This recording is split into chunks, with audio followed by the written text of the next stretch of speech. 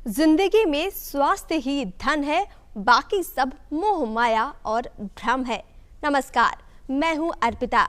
दूरदर्शन के hello doctor कार्यक्रम में आप सभी दर्शकों का बहुत बहुत स्वागत करती हूं।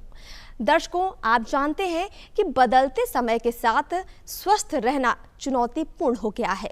इसकी वजह है बढ़ता हुआ प्रदूषण।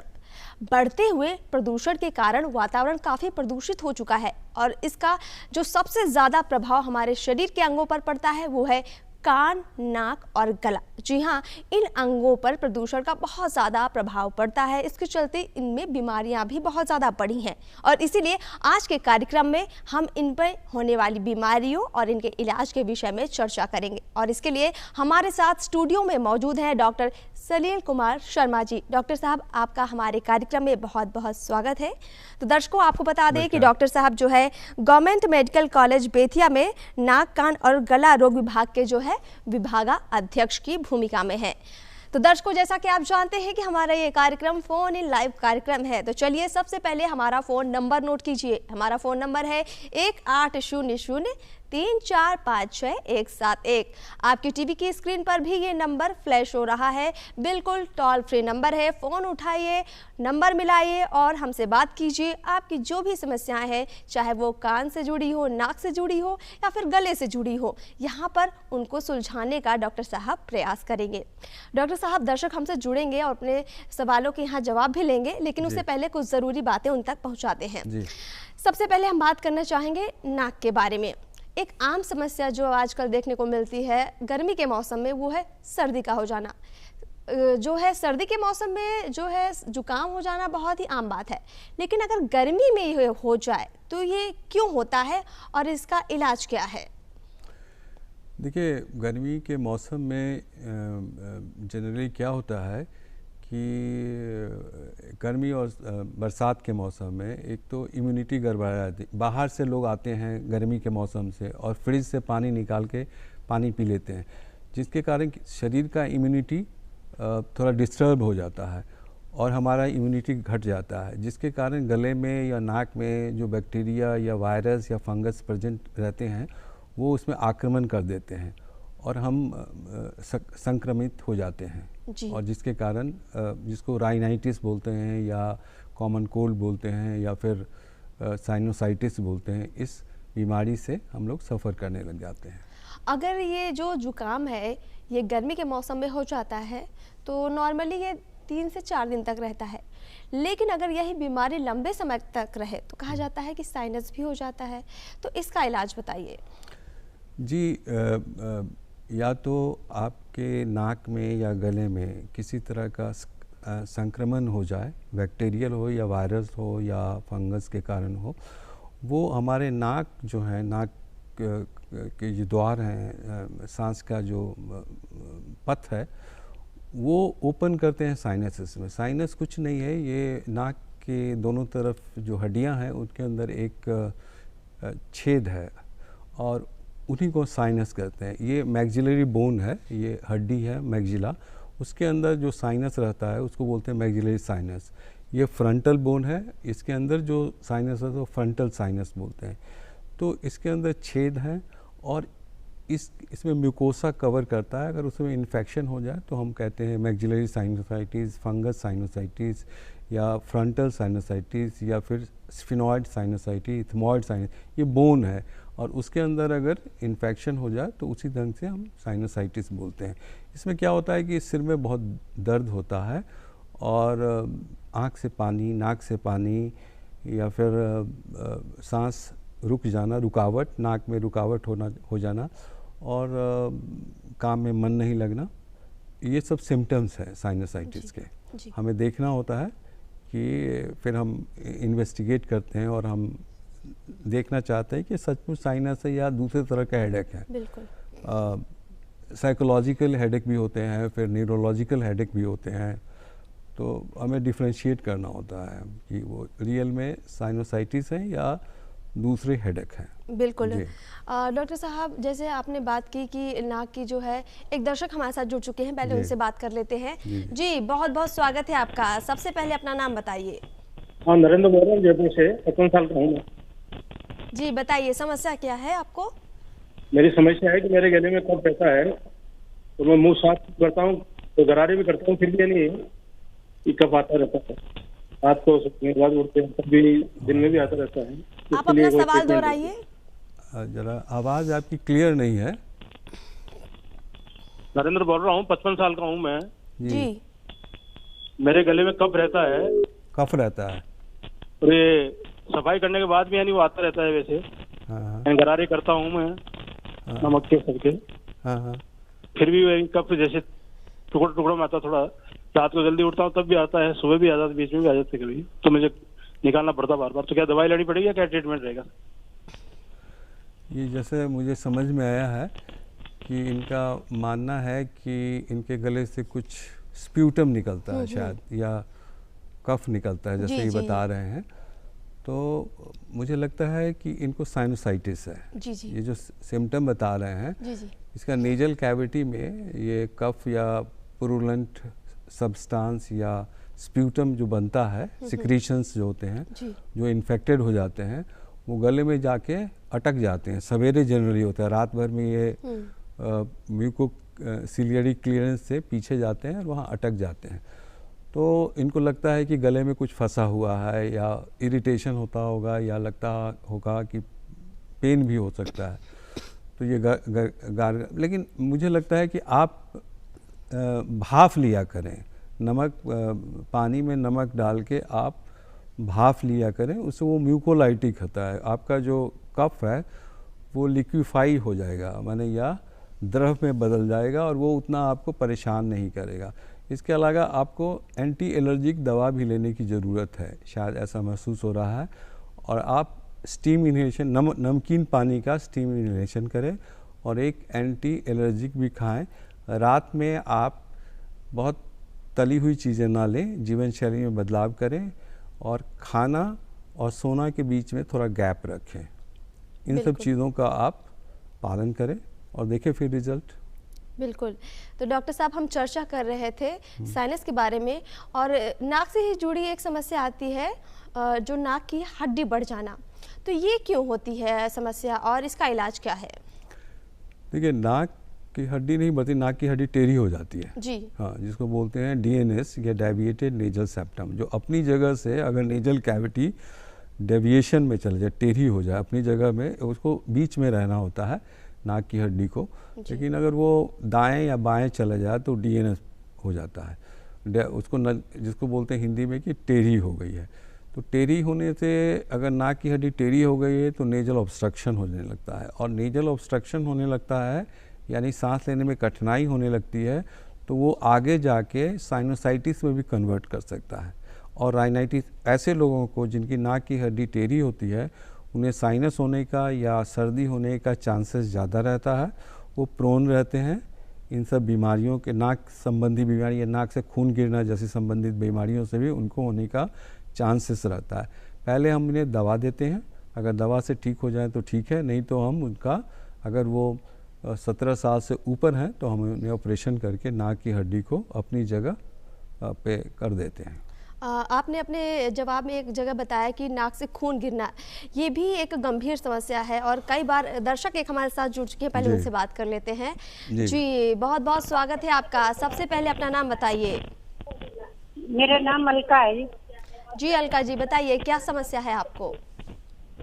मैडम, ये लड़की है दिव्या, तो 26-27 साल की है जी। ये उसके गले में एक तो सुबह उकलाई ज्यादा आती है मैडम। जी जी। क्या आती है? हाँ जी, जैसे कुछ भी चीज देखो ना, बोलने में भी उकलाई आती है, और क्या नाम है, गले से बोलना नहीं जाता मैडम जी। ये कहना चाहती है कि इनके गले में लार आती है, और बोलते वक्त जैसे मुंह में थूक आ जाता है काफी ज्यादा। हाँ, थूक नहीं आता, ये बताइए कि जैसे उबकाई आती है, खाली सूखी। आप कहाँ से बात कर रहे हैं? आप कहाँ से बोल रही हैं? अच्छा, ठीक है। देखिए, ऐसा लग रहा है, अच्छा, आपकी बेटिया का मेंटल स्टेटस कैसा है?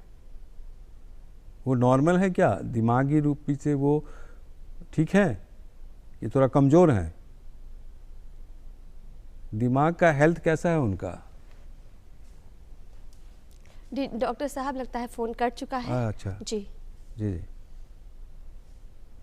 तो ये जैसे ये बता रही थी जी कि लार आना, जी लार उन लोगों को जनरली ज़्यादा आता है या तो किसी वजह से लार ग्रंथि जो होती है उनमें इरिटेशन हो रहा हो, जी या ऑटो इम्यून डिजीज़, कुछ डिजीज़ से सफ़र कर रहा होता है, इन्फेक्शन हो तो वो लार ज़्यादा बनता है, या फिर उस लार को घोटना नहीं जानते हैं। जैसे आप लार को सॉलो भी करना होता है, घोटना भी है, उस लार को अगर हम नहीं घोटते हैं तो लार मुंह से निकल जाता है। तो ऐसे लोगों जो मेंटली या जो मेंटल से थोड़ा कमज़ोर होते हैं मेंटल लेवल से, तो उन लोगों को नहीं सीख पाते हैं कि लार को घोटना भी है, और वो घोटते नहीं हैं, माने सॉलो नहीं कर पाते हैं और वो गिर जाता है। तो वो मैं वही जानने की कोशिश कर रहा था कि मेंटली वो क्या है, मेंटली वो ठीक है। और ऐसे लोगों को डिलेड स्पीच डेवलपमेंट भी होता है, वो देर से बोलते हैं और बहुत क्लियर नहीं बोल पाते हैं। डॉक्टर साहब जैसा कि इनके सवाल से मैं समझ पाई कि इनकी बेटी की जो उम्र है 26-27 साल है, और वहाँ पे उन्होंने वैसे कहीं जिक्र नहीं किया है कि वो अनस्टेबल है। उनके हिसाब से वो स्वस्थ है जो इन्होंने अपने सवाल बताया। लेकिन जैसे इन्हीं के सवाल से जुड़ा मेरा भी एक सवाल है कि कई बार क्या होता है, हम जब सुबह उठते हैं सोकर तो हमारा गला रूंधा हुआ सा लगता है, बोलने में दिक्कत आती है और ऐसा लगता है जैसे गला बैठ गया है। तो ये किस तरह की समस्या है और इसका इलाज बताइए। देखिए, रात भर जैसे आप सोते हैं, किसी वजह से सोते हैं, तो आप बोल नहीं रहे हैं, आप सॉलो नहीं कर रहे हैं, आपका नाक वातावरण से एक्सपोज है, शरीर आप एयर कंडीशन में हैं या आप बाहर हैं या आपके घर में धुआं है, तो वातावरण में अगर ऑब्नॉक्सियस अगर गैस है, माने जो नुकसानदायक है शरीर के लिए, ये उस वातावरण में आप सो रहे हैं, तो नेचुरली आपके गले में ड्राइनेस हो जाएगा, सूख जाएगा आपका। वहाँ सिक्रीशन, प्रोटेक्टिव सिक्रीशंस जो होते हैं, म्यूकस वगैरह होता है, वो सूख जाता है। अगर वातावरण में थोड़ी बिगड़ी हुई वातावरण में अगर आप सो रहे हो किसी वजह से, तो एक तो है प्रोटेक्टिव जो म्यूकस है वो सूख जाता है, जिससे लगता है कि गला सूखा हुआ है, ठीक है। और या तो फिर आपने रात में कुछ पार्टी में चले गए, कुछ इस ढंग का खाना खाएं, तो आपका गैस, पेट में एसिडिटी बहुत होती है, और जैसे ही आप सोते हैं तो वो गले में आ जाता है और उसको बर्न कर देता है, और जिसके कारण वो जाके वो वोकल कॉर्ड जिससे आवाज़ निकलती है उसको भी स्वलन कर देता है, यानी उसको भी सूजन कर देता है रात में। और सवेरे हम आते हैं तो देखते हैं कि हमारा गला बैठा हुआ है, हम ठीक से बोल नहीं पा रहे हैं क्योंकि वो सूजन में चला गया। तो यही है कि गैस की समस्याएं हो गई रात में, या आपने कहीं पार्टी कर ली, ज़्यादा खाना खा लिया ऐसे, और तुरंत जाके आए और तुरंत सो गए। तो उसमें थोड़ा सा देखना होता है कि वोकल कॉर्ड कैसा है, गला देखेंगे, ओरल कैविटी देखेंगे, और म्यूकोसा का कंडीशन देखेंगे कि कैसा है, और उसके अनुसार से हम लोग इलाज करते हैं। और देखना होता है, सबसे बड़ी चीज़ ये देखना होता है कि कोई बड़ी बीमारी तो नहीं है। जी डॉक्टर साहब, एक दर्शक और हमसे बात करना चाहते हैं, उनसे बात करते हैं। जी स्वागत है आपका, सबसे पहले अपना नाम बताइए। सर मैम, मेरा नाम सिद्धार्थ श्रीवास्तव। जी सिद्धार्थ जी, कहाँ से बोल रहे हैं और अपनी समस्या भी बताइए। सीतापुर से मैं बात कर रहा हूँ। मेरी समस्या ये है कि मुझे सर्दी जुकाम बना रहता है लगातार। तो मेरी परेशानी ये है कि मैंने डॉक्टर साहब को दिखाया था कि सर्दी जुकाम में चेकअप भी कराया, काफी चेकअप करने के बाद उन्होंने बताया कि आपको एलर्जिक है और सिट्रिजिन की दवाई लिख दी, मगर वो जुकाम सर्दी जुकाम मेरा अभी बना रहता है, लगातार बना रहता है, और इन्होंने डॉक्टर को दिखाया भी है, लेकिन अभी इनको वो दवा उतनी असर नहीं की है। देखिए, ऐसा है कि सर्दी जुकाम जो बीमारी है वो क्रॉनिक बीमारी है। क्रॉनिक है कि जैसे ब्लड प्रेशर है, डायबिटिक है, दमा है और सर्दी जुकाम, ये एलर्जिक और या एलर्जिक डर्मेटाइटिस, चमड़े की बीमारी होती है। ये सब क्रॉनिक बीमारियां हैं और ये एकाएक ठीक नहीं होती हैं। आपके वातावरण में जो एलर्जेंस हैं, जो उनको सर्दी करने में जो ट्रिगर करते हैं, उनको करने में सहायक होते हैं, उनसे आपको अपने आप से बचाव करना होगा। ये बहुत ज़रूरी है कि आपको अपने आप से एसेस करना होगा आपको पता लगाना होगा कि कौन कौन सी चीज़ें हैं वो आपको एलर्जन या एलर्जी कर रही है, और उससे अपने आप को बचाना भी है। तभी जाके आप अपने आप को, दवाई तो एक कारण है, फिर कॉर्टिकोस्टेरॉइड अगर उससे नहीं हो रहा है तो कॉर्टिकोस्टेरॉइड भी ऐड करना होगा, ठीक है, तब जाके आपका सर्दी पे कंट्रोल होगा। और कुछ बचाव भी बहुत ज़रूरी है। डॉक्टर साहब, एक और सवाल आपसे नाक से ही जुड़ा मैं लेना चाहूँगी। जी। नाक में खून आने की समस्या बहुत गंभीर समस्या जी, है, बहुत और इसको गंभीर। देखकर डर भी जाते हैं अक्सर लोग। हाँ। तो गर्मी में जब खून नाक से आता है तो कई लोग कहते हैं कि नाक फूट गई है, या कुछ ज़्यादा गर्म खा लिया है। तो ये क्यों होता है, असल में ये क्यों होता है, और इसका इलाज क्या है? देखिए, नाक एक ऐसा ऑर्गन है, जी। नाक है, और नाक में खून बहने के, नाक ही एक ऐसा ऑर्गन है जिससे खून बहुत गिरता है। सारे शरीर में जितने भी हैं उसमें सबसे ज़्यादा नाक से ही खून गिरता है। जी। तो उसका एक नाक की बनावट का भी योगदान है। नाक एक ऐसा ऑर्गन है जो कि कॉन्टिन्यूसली 24 घंटे इन्वायरमेंट से एक्सपोज्ड है। मुंह बंद कर सकते हैं, आँख बंद कर सकते हैं, लेकिन नाक हम नहीं बंद कर सकते, ठीक है।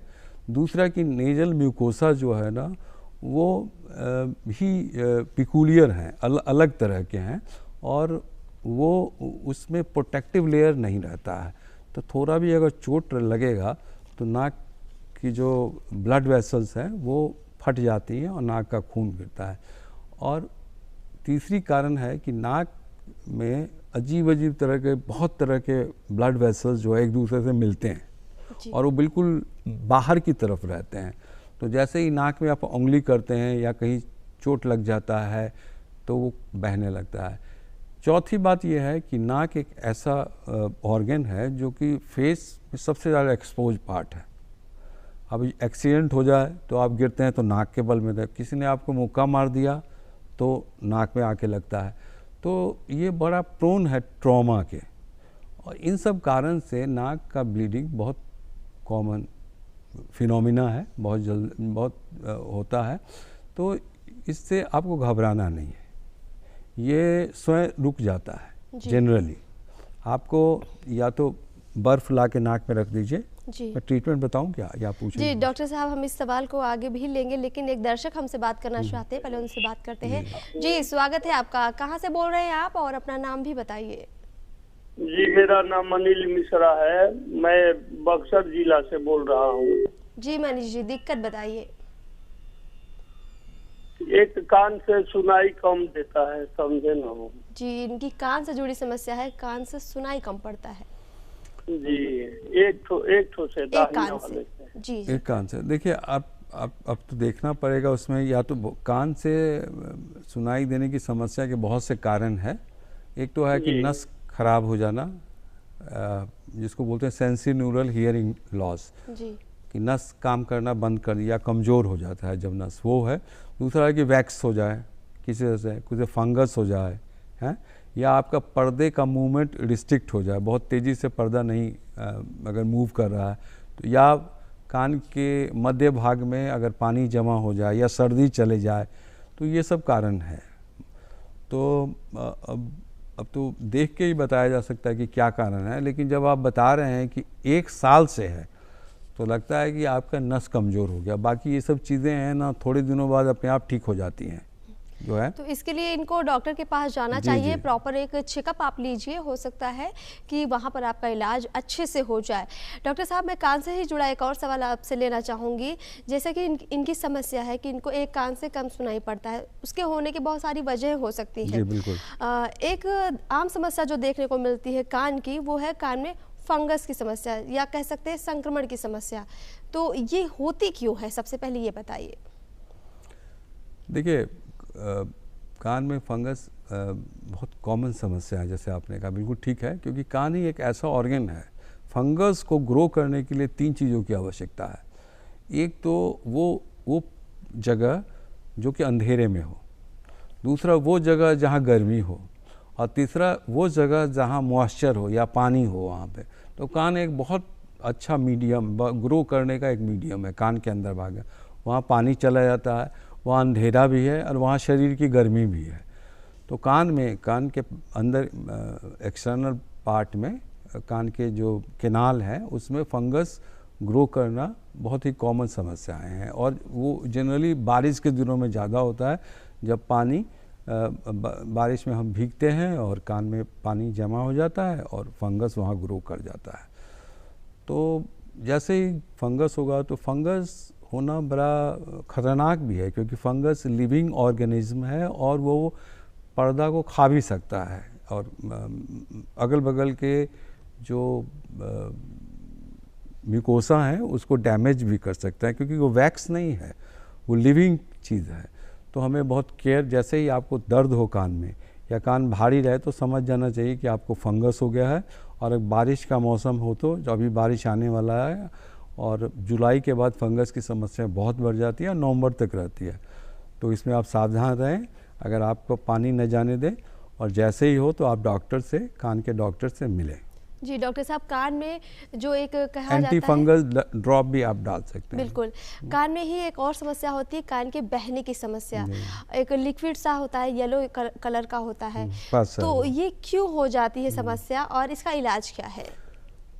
देखिए, कान बहना तो बहुत कॉमन चीज़ है, बहुत ही कॉमन चीज़ है, बहुत लोगों में ये है। ये तो बेसिकली आपके गले और आपके नाक में अगर साइनस है या आपके इन्फेक्शन है, वो एक ट्यूब है, स्टिचियन ट्यूब, उसके द्वारा कान में संक्रमण पहुंच जाता है, वहाँ इन्फेक्शन होने लगता है और फिर कान में सिक्रीशंस हो जाते हैं, वहाँ इकट्ठे हो जाते हैं लिक्विड और सिक्रीशंस या पस, और वो कान के पर्दे को रप्चर कर जाते हैं, वो इंजरी कर देते हैं और वहाँ से पस बहने लगता है। तो इस तरह कान से पस निकलता है, जिसको हम ओटाइटिस मीडिया भी कहते हैं, क्योंकि मिडल ईयर, कान का 3 पार्ट होता है, ओटाइटिस एक्सटर्ना, ओटाइटिस मीडिया और ओटाइटिस इंटरना। कान का 3 पार्ट है, एक्सटर्नल वाला जो पिना बोलते हैं, मिडल वाला जो ड्रम के डॉक्टर पीछे। साहब, एक दर्शक हमारे साथ जुड़ चुके हैं, उनसे बात कर लेते हैं। जी, स्वागत है आपका। सबसे पहले अपना नाम बताइए। शशिकांत तिवारी बोल रहे हैं सासाराम से, और हमारे पिताजी की उम्र 65 साल की है और उनको 5-7 दिन से ये छींक आ रहा है, बहुत काफी। क्या रहा है? इनको छींक की समस्या, इनके पिताजी को छींक की समस्या है, 5-6 दिन से बहुत ज्यादा छींकें आ रही हैं। और नाक से कुछ निकल भी रहा है क्या? जी जी, छींक आ रहा है और नाक से, और ये मतलब सब नाक से पानी भी आ रहा है, पानी गिर रहा है। जी जी, और पापा की उम्र 65 साल है। पहले भी ऐसी घटना हुई है उनके साथ? जी सर, साल में 3-4 बार हो जाता है। हाँ, तो ये क्लियर कट है, एलर्जी राइनाइट, नाक की एलर्जी की समस्या है, जिसमें छींक आना, पानी बहना और ईचिंग भी, खुजली भी आ रही है नाक में, बंद हो गया जी, खुजली भी आना। तो ये क्लियर कट है, बिल्कुल सिम्टम्स है, क्लियर है, एलर्जी की है। एलर्जी से एंटी एलर्जी दवाई लेनी होगी इन्हें और अपने आप को बचा के रखना होगा। बिल्कुल, तो आपका इलाज यही है कि आप एंटी एलर्जिक दवाइयाँ जो है डॉक्टर के पास जाइए और उनसे लीजिए, खुद से मत कोई दवाई लीजिए। डॉक्टर साहब, हम चर्चा कर रहे थे कान की समस्या के बारे में, तो कान की एक और समस्या मैं इस आपके जवाब के साथ जोड़ना चाहूँगी। जैसे आपने बताया कि कान में जो है 3 पार्ट होते हैं और इसमें अलग अलग जगह पर अलग अलग समस्या होती है। तो कई बार कान में क्या होता है, एक लिक्विड सा भर जाता है और कई बार लोग उसको साफ़ करने लग जाते हैं अपने आप से। तो क्या लोगों को वो साफ सफाई खुद से करनी चाहिए या नहीं करनी चाहिए, तो फिर किस तरह से करनी चाहिए? देखिए, ये कान में लिक्विड वैक्स बनता है, कान के बाहरी जो पार्ट है उसमें केनाल में लिक्विड वैक्स बनता है और फिर इसमें धूल वगैरह कण मिल के ये मैल के आकार में बदल जाते हैं। लेकिन ये जो मैल है, कान का जो मैल है, वो यूज़फुल भी है, हेल्पफुल भी है, क्योंकि वो लुब्रिकेट करता है केनाल के स्किन को और प्रोटेक्ट करता है from injury from outside bacteria and fungus से भी हमें बचाता है।